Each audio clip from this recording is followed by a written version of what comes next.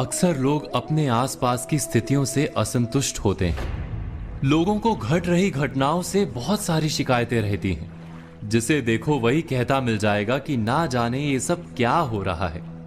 किसी का भी इस तरह व्यथित होकर प्रतिक्रिया देना और कुछ नहीं, उसके नजरिए यानी दृष्टि के कारण है। यानी समस्या दृश्य में जितनी नहीं उससे अधिक दृष्टि की है। वास्तव में ये हम पर निर्भर करता है कि हम अपने समय और समाज की स्थिति को किस तरह से देखते हैं। हमारा नजरिया ही हमारे लिए संसार को देखने और समझने का एकमात्र उपाय होता है।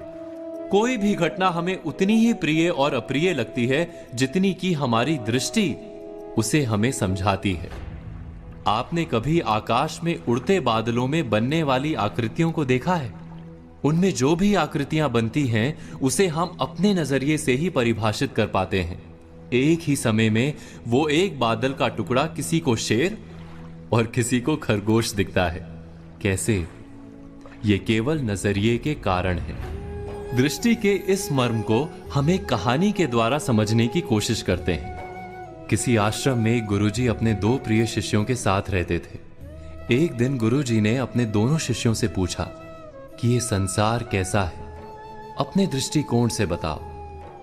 पहला शिष्य बोला, ये दुनिया बहुत बुरी है।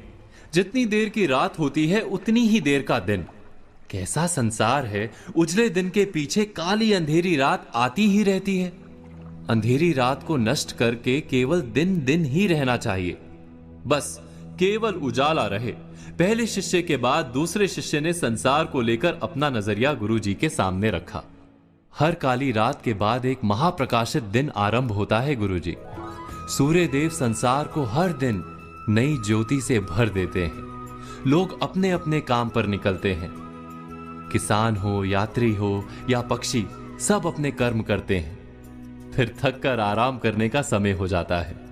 शाम घिरने लगती है तो हम सूर्य को विदा कर दीपक जलाते हैं और रात में भी उजाला कर लेते हैं।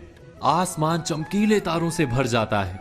चंद्रमा का उदय होता है। रात के साथ दिन का क्रम बना रहना बहुत आवश्यक है, अन्यथा हम प्रकाश का महत्व कैसे समझ पाएंगे।